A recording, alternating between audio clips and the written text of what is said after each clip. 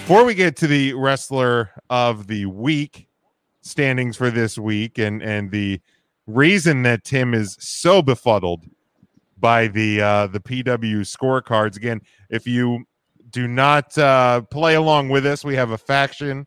Before each pay-per-view, we'll make sure that we remind you the details on how to get signed up. I think the next time, of course, will be SummerSlam. So we'll remind you each and every week, or each and every pay-per-view. But you can play along with us. And Tim, you had put out a challenge, right? A few weeks back. A challenge, yes. What exactly was the challenge? The challenge was that if you beat me in the pro wrestling scorecard, that you would get the opportunity to pick my wrestler of the week, my wrestlers of the week for that week. And unfortunately, pride goeth before a fall. Not because I lost, because I'm gonna be honest. I'm gonna be honest to Rodney. I'm gonna be honest to Lee. Y'all didn't beat me. I beat me. And here's why. I thought I was going to outthink the room. Okay. And I picked against my heart, and I picked Seth Rollins to win Money in the Bank, even though I knew it was going to be Big E. If I had picked Big E, I would have had Seth Rollins be the person who last touched the briefcase, which would have increased my total from 6 total points to 19. From 16 to 19. From six to 19 points. 6 to 19. Okay. Which would have put me 1 point behind Rodney. Now, mind you, 1 point. And then if literally I got any other one-off thing right, I would have had this in the bag. But instead, it's fine. I know now to not outthink the room, but I will say this for the rest of you boys. I got 6 total points on both Money in the Bank matches. I had a 0 for the women. And how did I do better than each of you? 0.0. How? Rodney says he had a 0 for a score one of the matches. Look, I don't know about anybody else that filled them out. I'm always terrible at these things. So that's my excuse. I'm just bad at it, I guess. Yeah, I don't think I've ever actually been good, just because I don't really pick the exact thing that I think is going to happen. I usually pick what I want to happen. Charlie says a bunch of malarkey. Timmy said, look at the field. It was either Riddle or Biggie. Everyone was there for bumps. Look, so here's you can why. try and justify it at all. WWE has outthought themselves many a time with the Money in the Bank, especially if you're going into it, because here was my mindset. It's their first night back on pay-per-view with a large crowd. Seth's in Money in the Bank. Seth wins Money in the Bank. The story with Edge is that Edge has not had his one-on-one matchup with Roman Reigns. Seth wins the briefcase. He cashes in, interrupts Edge, because I knew we were getting to Seth Rollins and Edge. I knew that from SmackDown. I thought we were going to get there because Seth was going to keep Edge from a one-on-one match. Instead, Seth interfered in the Edge match, and we got there that way. Gotcha. Okay. So it was me overthinking and putting it in a different light. I don't want to call malarkey, but I'm telling you this right now. Just like at the workplace where you have that sign on the board that says days since last incident, we ripped that off. It's back at 0. and y'all ain't beating me again. Lee said he didn't even know that there was a challenge. Well, now you know, Lee. Now you know. If you can beat Tim in the future, you'll get it. Charles, that belt ain't coming off Roman for a while. I mean, I tend to agree, but again, I'm going to prognosticate and say that Tim will not be naming his wrestlers of the week after SummerSlam either. Oh. I think someone in the field is challenge. now going to be motivated and take him down. Good. No one was that's right. No one thrown off the roof this year. So God bless. Is there any match in particular from Money in the Bank that anybody wants to talk about? I would like to talk about Bobby Lashley and Kofi Kingston. Yeah, I think I would like to talk about that match too, because I feel like that was a very polarizing match with wrestling fans. Like I know some of our friends over at Take 3, Mike and Joe, not a fan of the way that match went down. I think Ernest was a fan. I think Ernest gets it. At least in my opinion, Ernest gets it. Mike and Joe do not. But Tim, since you brought it up first, go ahead. What do you want to talk about with Mr. Lashley and Mr. Kingston? Well, first of all, Devin needs to sit down because I beat him. I beat you. So you can't sit here. You can't sit here and say I need to shut up because I got my ass whipped. If I got my ass whipped, you got what? Dead. You got snapshored out of here. Like somebody, if I just got beat up, you got dusted. All right. I think that the matchup with Bobby Lashley and Kofi Kingston was exactly the medicine that Bob needed. Bob to set himself up as being a credible champion opposite Roman Reigns. Kobe. Thank you. A credible champion to be taken down by Goldberg. Not happening. Not happening. No. I'm not going to put a number on that not happening. I'm scared. No, I'm right there with you, Tim. Like I get why people. I can understand why people are upset by what happened to Kofi, but like Kofi called Bob soft. Like SAWFT. Kofi kind of asked for what happened to him at Money in the Bank. You want to hit the breaking news sounder real quick? Yeah, let's hit that.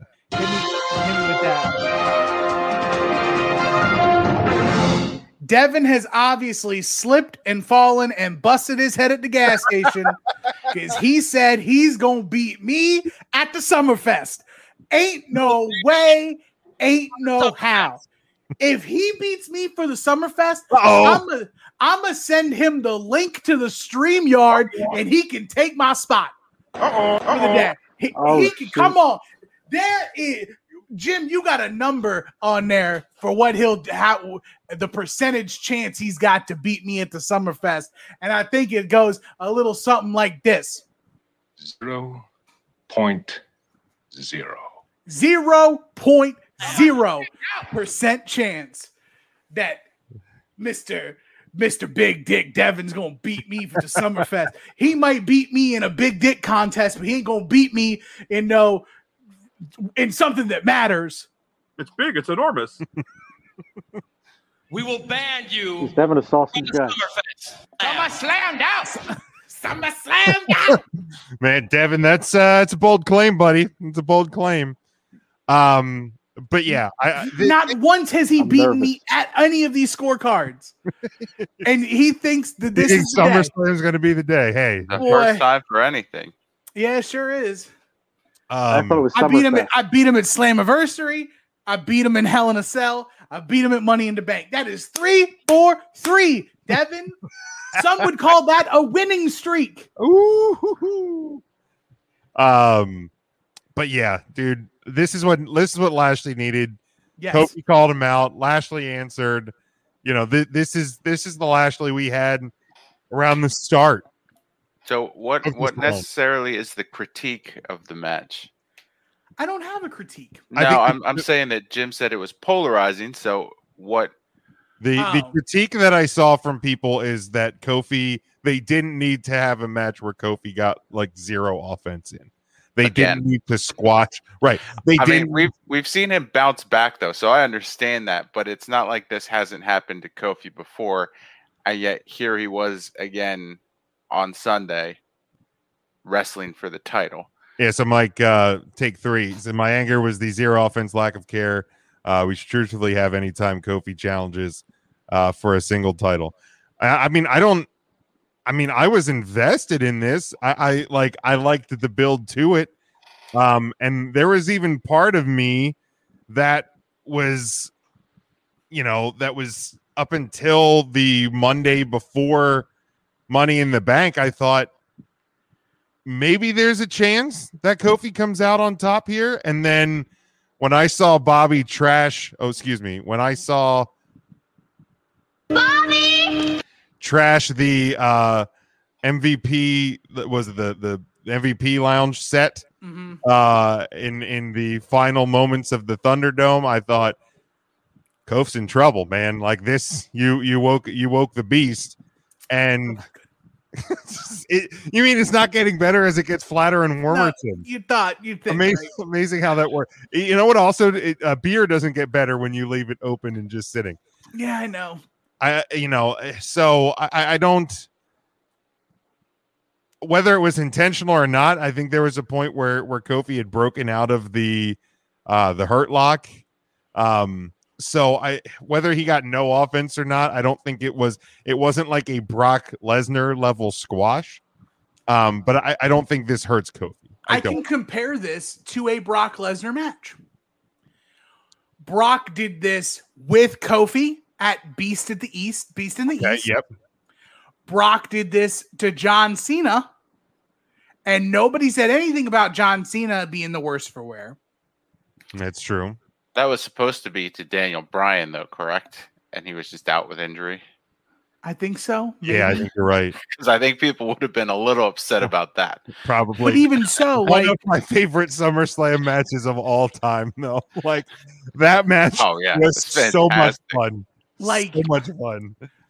But if you look at this in real life, so let us suspend disbelief. Like let's forget that we know that wrestling. Hold on, are all the kids out of the room? Is all the kids okay?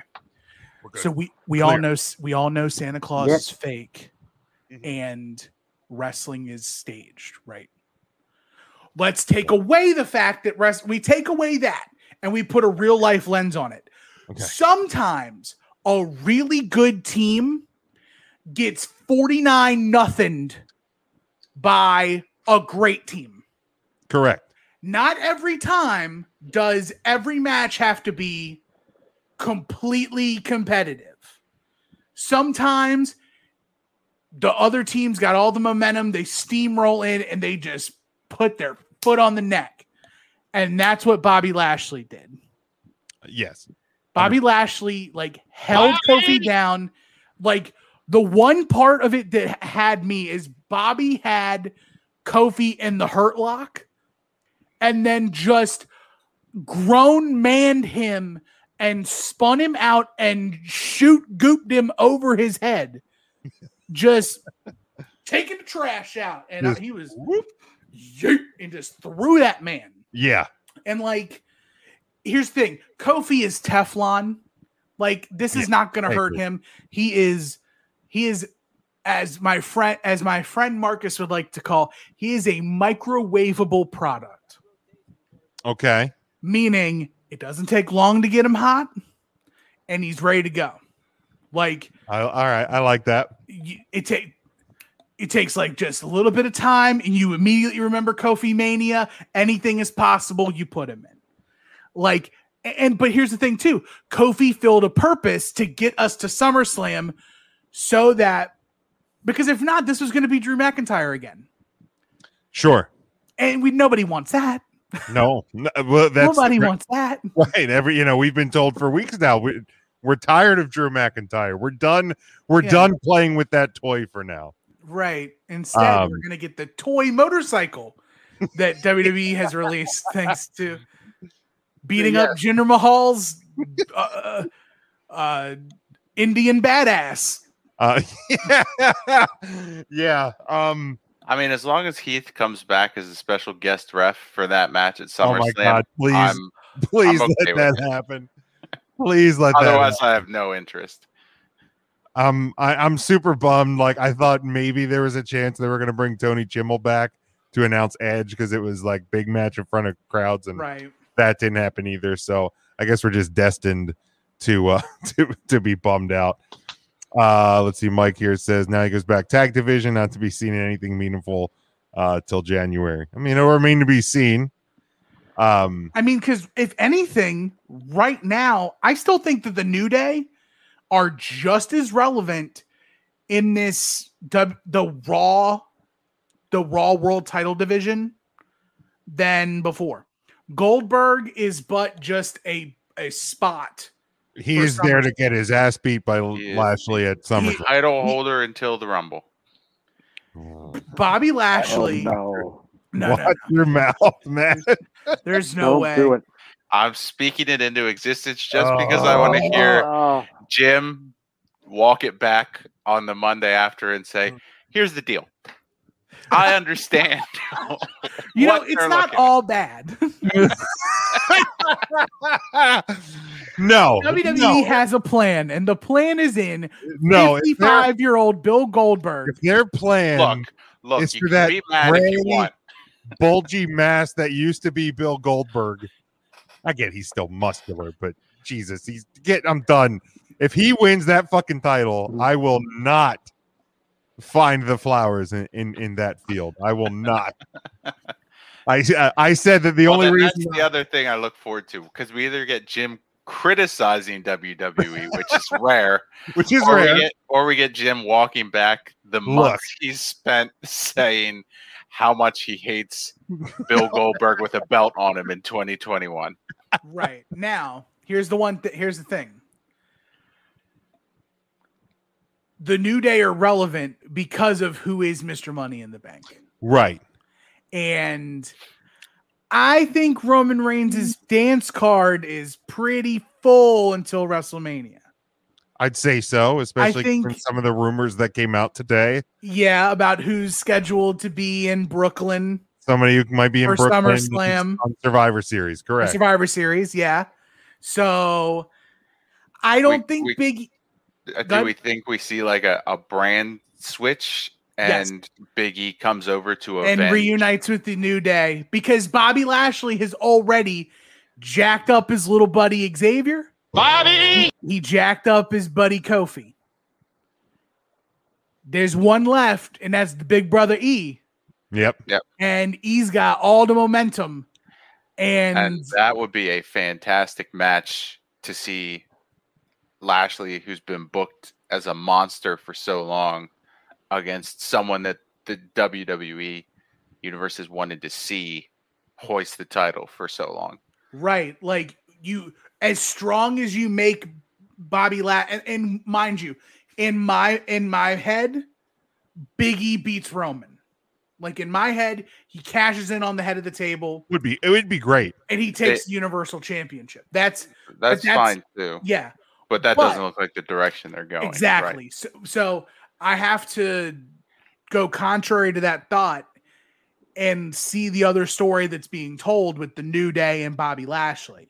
If that's the case, then it does have to be not a squash match, but almost similar to what Drew did to Goldberg. Like, it has to be Goldberg maybe gets a spear off and then Lashley just destroys. Yeah, it's got to be, like 4 minutes or less, something like that. Yeah. I mean, for Goldberg's health too. I mean, I was going to say, I don't know. It's going to be a long ass ramp at Allegiant Stadium. Go double-digit minutes in a match. Now, hear me out, though. What if at SummerSlam, Goldberg does beat Bobby Lashley? Listen. The story's not horrible. It gets better. Big E has gone on record as to say his dream opponent is Goldberg. Big meaty man slapping me.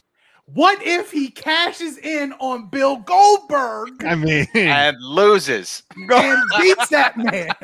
Big meaty man slapping me. Like, yeah. Big E for champ. I don't care what it is. I mean, I guess if the end result is would be a Big E cash in. yeah. I just don't. I Think mean, I would hate I would good. hate that Bill Goldberg gets another fucking title reign, even if it's 10 seconds. But if the end result is Big E as champion, then I'm fine. Let's see, Mike also says if the Goldberg match is longer than this, it makes it worse because Goldberg got wrecked by Braun. Yeah, I think It does need to be a short match. yeah, and because the Lashley Kingston was 7:35, I don't think Goldberg Lashley will be that long. I really don't. Right. I'd say under 5 minutes. I think you can easily see a match like Goldberg versus Goldberg Brock from 33. I don't even know if I remember that. It was like I blacked out. it was. There were It just was gallons of sweat. On the Yeah. ring. like Goldberg runs in, spear. They roll to the outside. Brock gets speared through the barricade. They go in, jackhammer, 1-2 kick out. And then I think Goldberg goes for another spear. Brock reverses F5, 1-2 kick out, F5, 1-2, 3. Yeah, I think that's the match. Like, yeah, I mean, somebody's gonna go through a barricade. Somebody's getting speared like 3 times. I hope that they don't try to make Goldberg do a jackhammer to Lashley because he will break Lashley. Bobby Lashley is super agile. He would be able to avoid getting broken. He will be able to go up. And I think that's the hard part for the last couple of people who Goldberg has tried to jackhammer. Like Undertaker, really hard to go up. Braun, hard to go up. At Goldberg's age, it is hard to get up. Yes, that's I've heard. I mean, they got some chewables. Heard they go good with Moscow mules. Sassafras. Mike says it'll take 14 minutes to get to the ring. But after the bell rings, 6 minutes. Yeah. 20 minutes, 15 minutes. So we saw Roman's entrance in an arena on that's gonna be a long. I'm not saying 22 minutes. Take your time. I'm not saying it will be 22 minutes, but my 22-minute entrance from the Undertaker may actually manifest itself into Roman Reigns at SummerSlam this year. SummerSlam. Why coming out of this and tying it to Monday Night Raw when we saw Nikki A.S.H cash in the women's Money in the Bank. Excuse me, Nikki A.S.H. A.S.H. Sorry, not Ash. Nikki A.S.H. What is WWE's fascination with just short-term Money in the Bank winners? Now, this was the 5th women's Money in the Bank winner. Mm-hmm. This was the 2nd longest reign of the women's Money in the Bank. Carmella, 287 days, was the longest of any Money in the Bank holder, but the rest were cash-ins the same night, and now Nikki A.S.H cashed in the next day. Of course, last year, Asuka's turned into a championship reign with Becky's pregnancy announcement. But even looking at right? What's that? 3 cash-ins on Charlotte, correct? 3 cash-ins on Charlotte. But even looking at, I was even looking at the men's, and you had Seth's reign in before WrestleMania 31, but even since then, the rest of the men's Money in the Bank winners held it for less than 100 days. Is it just a matter of the WWE just can't think far enough out? Yes. Like, Yeah, it is doesn't that- make sense. Like that's something that you can slow build for so It's a long. year of programming that you can utilize and have that person carry and walk around with it. You can, but here's the problem. If you go back and look at the long Money in the Bank reigns, everyone who's Money in the Bank ends up going on this ridiculously long losing streak. And then they're like, oh, well, why did WWE, the guy who's got Money in the Bank is worthless. Nobody cares. He's losing to everybody. They said that about I'm trying to think of who. Baron Corbin was like that. Sandow was like that. The Miz was like that. The first one. I'm trying to What about recall, Otis? like Otis never had the opportunity, but it's like it's just they never know. Those are all four people that probably shouldn't have had the briefcase to begin with. No, not true. I made it chips. Hold on. Otis should not have. Sandow should not have. I'll give you Corbin. That was it. No, I said I'll give it to you. No, for Sandow, he was over. Yeah, Sandow. At that point, I don't think he was he? That was Team Road Scholars. But he wasn't super over. Like he wasn't stunt double over. That's true. Not yet. Well, that's true. Yeah, he wasn't height of his powers. Let's see. Catching up with comments here. Can they opt to take the bullpen cart to the ring? Because if not, this may make everyone late to the show Saturday. Oh yeah, that's right. Because they have the is it UFC or is it boxing? In Vegas the same night. Pacquiao. Yeah, boxing. It'll be in Vegas the next weekend. Thank God. I saw you post that. I was like, wait, are you going to SummerSlam and didn't tell us? No, I'm going to my Like for the cousin's wedding Summerfest. the week after all of that. I mean, it's good and bad at the same time. I Tim, wouldn't want to you be can go there out for early. all of that. thoughts on Walter versus be Dragon fun. Off Takeover 36 the night after the Summerfest? I hate that I have to cover this for 2 podcasts.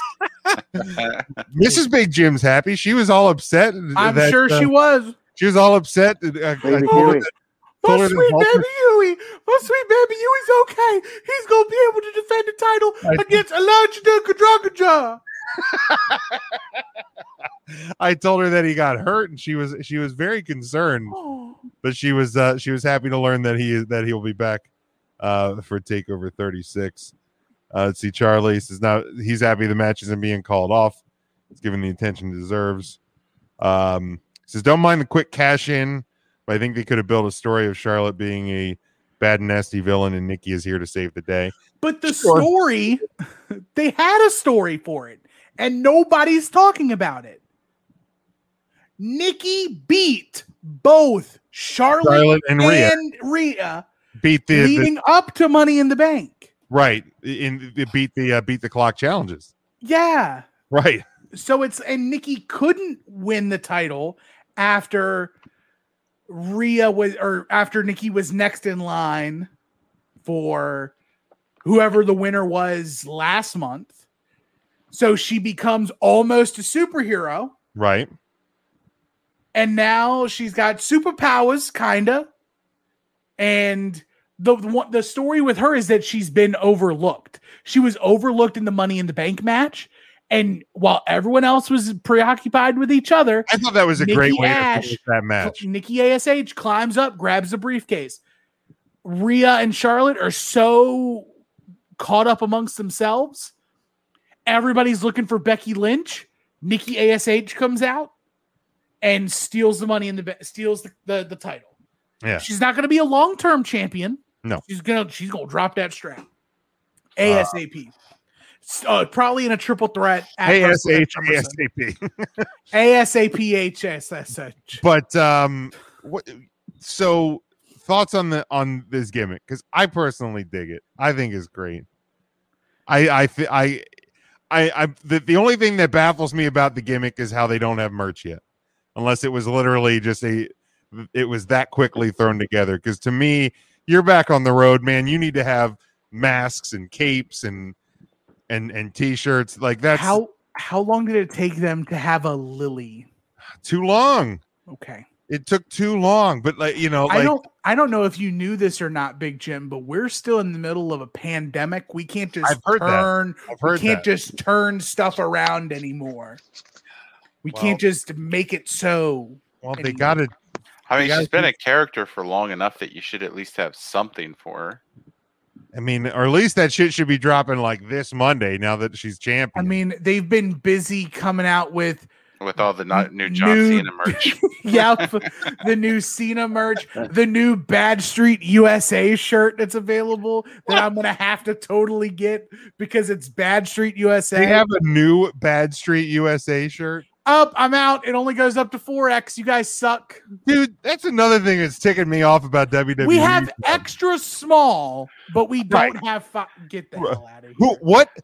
I like how Tim says we're in the middle of a pandemic, and then you go on WWE Shop, and the first thing you see is all of John Cena's green merch, like that. We're here talking about America's Most Wanted. But we ain't got nothing for Nikki A.S.H. No, rewind to Monday Night Raw. Johnny Drip Drip is in a America's Most Wanted shirt. It was less than 10 seconds. My wife goes, "Do not buy that shirt." Jim, buy 5 of them and give them to her Christmas as is coming, sleep shirts.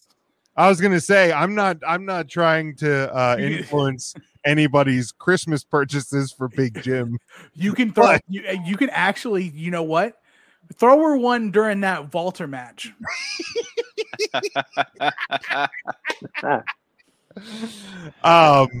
But every time they mention the drip stick, Johnny Drip Drip, or now Moist Wanted, she is just grossed out.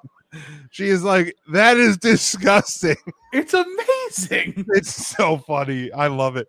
But Matt, I think at least out of the group, I know Ryan loves Nikki A.S.H. He does, yeah. So I think Mark, I don't know that you've really mentioned anything in our group text. Matt, I think you're the objection to this. It does nothing for me. I will say this. I understand the story behind it, and kudos to her for pitching that, getting it to take off, and elevating her status with that. It just I have always disliked the superhero gimmick in general in WWE just because I don't think it's necessary. Like, it's trying to combine things that should not be combined. There are some exceptions, sure. I thought the Stardust storyline was great for a while anyway. But he wasn't portrayed as like a superhero. Right. No abilities. To me, it's like we're already suspending belief with a lot of the stuff as we watch wrestling. We don't need to take it a step further with the superhero gimmick. So that's why it does nothing for me. But I do like Nikki Cross as a wrestler, and I'm happy to see her in this spot. I just wish it had been under other circumstances. Charlie says, I don't particularly care for the gear and the way the character was introduced, but I like what she's doing. Yeah, Mike, he didn't love Rosie. He was the shit superhero SHIT, baby. in training. There you go. Rodney says these kids love it, and that's certainly probably the demographic they're going for. Oh, absolutely, and that's fine. I mean, there's plenty of things that are made for kids that aren't going to go over with me, like the new Space Jam movie. I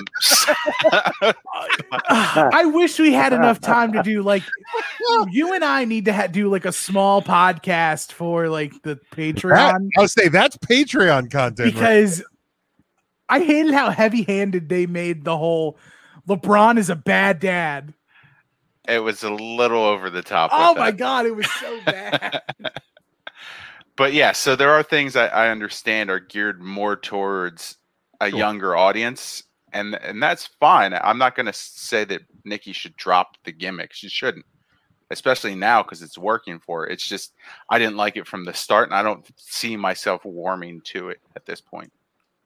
Going back, Tim, what is your heat with Walter, and Ivan Drago or whatever he's wrestling.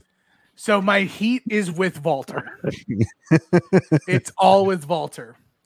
He does he does 0.0 for me. Like 0.0. I don't see the hype about big frumpy claymation Walter. Tim, Like- but he chops people. You know who else chops people? Roderick Strong, Ric Flair, Charlotte Flair. Literally everyone when they get lost in the middle But of a does it match. sound Oh, like what do I do? Hold on. Hit. Like he chops people really hard. He power bombs people. He doesn't. He. I know. Just at the. I actually run through a wall. I like the music. He was really good. I mean, come on, it's good. Walter's a wrestler doesn't do anything for me either, but I do enjoy the theme. The theme is great, but I see when I hear that music, I hear someone else. Because Jim, do you ever as play a- that music as when an you? indie fan. Yeah, Go ahead. What's that? Did you ever play on Oh, the just where piano? Jim, do you ever play that music when you enter the bedroom at night? Oh yeah, come That's busting in. right. I just walk in my trench coat and my BVDs. No, you're wearing three things. You're wearing four things. Excuse me. You're wearing a trench coat, your BVDs, a fresh pair of socks, and the America's Moist Wanted shirt. Busting in. What she's not going to know is I'm going to sneak one of the Amazon devices into the bedroom and put it on max volume and then tell her to play the Imperium theme. Right. And then I'm going to kick the door in. Just off the hinge. Just And clean off the hinge. so, Charlie, I understand that he's a monster in Britain, like Progress Wrestling and ICW. Like, I get that. But also, I'm not the biggest fan of the British style. Like, if you look at all of my takes of wrestlers, the only ones that I've actually been high on is Pete Dunne and Tyler Bate. Okay. Everyone else I could take or leave. And like, that's not an offense. It's just, I'm not a big fan of I'm not a fan of the British style. Like for example, Big Jim is not a fan of New Japan. New Japan, yes. Of New Japanese Japan. wrestling. Like, and it's not, and Big Jim will tell you that the guys at New Japan, super talented. Oh, absolutely. Great wrestlers. Not for me. It's Like- always like been my same stance with like watching soccer. I'm not a fan of watching soccer, but I'm not going to take away the athleticism and the skill that it takes to play the game. Like, I would be an asshole if I was like, yeah, these guys aren't athletes. Like, Yeah. no. Does that also apply to fling golf? Oh no, if you play fling golf, you're an asshole. No, and Charlie, you're perfectly good. Like not to peel too many layers of the onion away, but we're making movies over here. Maybe I'm exaggerating how much I hate Baby Huey, and I think he's garbage, and that this whole 700-day reign he's been as UK champion should be cut in half because half the time he was champion defending on his couch during a pandemic. Like, literally half that reign should be going away because he just couldn't defend it. Let me ask this thoughts on Ibushi. Maybe I really wish that Ibushi could face Shingo.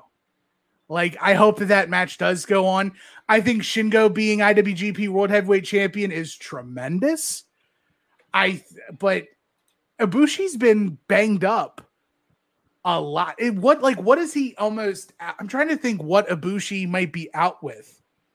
I think he had some like concussion type deals. Was he the one that had COVID and now has like a it has pneumonia or something, right? I know that Rainmaker had COVID. Okay. And he was out for a bit. But I love New Japan. My problem is I just don't watch enough of it. Right. I don't. Pneumonia. He's got pneumonia. He's got pneumonia. Which, especially right now, nobody's fucking around with that. Pneumonia is like one of those low key, really important things that you like shouldn't get. Oh yeah, people think that like pneumonia is like it's fine, just go to sleep. Well, and like once you have it, you are more susceptible to getting it time and time again, and those are your lungs, man. Like, not good if you get it. But yeah. Any other thoughts from Money in the Bank? Otherwise, we'll go around and give it a grade, and then we will we'll move on. Tim. Other than the fact that I didn't know how much I missed John Cena until he came back, nothing. Like John Cena coming back was. Are you sure about that? Oh my God! Like how? I mean, that was it. Made up. Like honestly, John Cena returning made up for a really bad finish for the Universal title match. Okay. I didn't dig the finish at all for the Universal title. It was a lot. It was a lot. It was a lot. Yeah. Yeah. I agree. All in all, though, solid B for Money in the Bank. It was a hard reset. What we got out of it is what we needed. We've got the future lined up in Big E. For most parts, the people who won are the people who should have won, and I can't go wrong. I can't be mad at that. Matt. Yeah, I gave it a flat B as well. I thought it started very slow and then finished very strong, and a great pop to end the night. So, good overall pay-per-view. Intern Mark. I think last week I gave it a B+, and I'm going to stand by my B+. I was entertained. I really enjoy seeing the fans back and hearing the fans. Mark. I will give. Hi, boys. I'll give the Peacock app a solid D. That's being generous. Dude, like, I mean, it was bad. There's no denying an app basically crashing mid-show, but like, I think for me, the time I had lost it was about 20 minutes. A good portion of that was the in-between match, like the video and whatnot. So I think I had missed the first couple minutes of the men's Money in the Bank ladder match, and I'm like, and I saw a lot of people like tweeting like, this is how we used to watch pay-per-views on channel 99 back in the day when you just heard jarbled audio. I'm like, man, like think about like where we've gone in just what 7 years. We went from, all right, I watch WrestleMania, I watch SummerSlam, I watch the Rumble. I'll try to like maybe stream most of the rest of the pay-per-views if I feel like it and can find it on illegalstream.tv or whatever the hell those sites are. And now we're at a point where, like, I mean, for me, I get my Peacock app for free. So I literally don't even pay to get the service. And I think there's probably a lot of other people that do. And it's like, even still, it's $5 a month. And we're losing our minds for 20 minutes of missed content. Like, it's a wild shift in how far we've come as wrestling fans. I mean, obviously it's a non-preferred, but it was the first time that I've ever had any issues with Peacock since the switch for a live show. I had more issues with the network beforehand. So, Big Jim, with all that said, how high of an A did you give Money in the Bank? No, okay. So my grade for the show, based on my match grades, was a B. Oh, as I outlined on the Patreon, it's one of those weird shows, and it was bound to happen where like the feel of the show, especially because how it ended with Cena coming back and all of that, and like you could draw like a line just about in the middle of this thing of bad start, solid finish, and then the pop of Cena, like from match grade to like how it felt in like the moments after the pay-per-view. There was a very big, because like if I would have just went on feel, it would have been like probably like an A. But if you look at the show objectively with the matches, especially the early part of the show, yeah, I think B is a fair grade for Money in the Bank. Devin says B+ is great for Peacock. Dying is an F. Yes. Yeah. It was so great though to see the internet wrestling community on Twitter unify for once and just dunk on Peacock. It was great. Sure did. Sure. Like, this sucks. Blah, Yep, blah. that was And nice. then we all crowdsourced the fix. Like We one did. person got the fix, and then everybody was like, restart your app, restart it, restart Right, it. restart, just restart. And I'm like, like I posted, just restart the app, and then like I saw like people that I interact with fairly regularly saying they were Retweet. still having issues, and I'm like, yo, just restart the thing, man. It's gonna be fine. But yeah, kill. kill.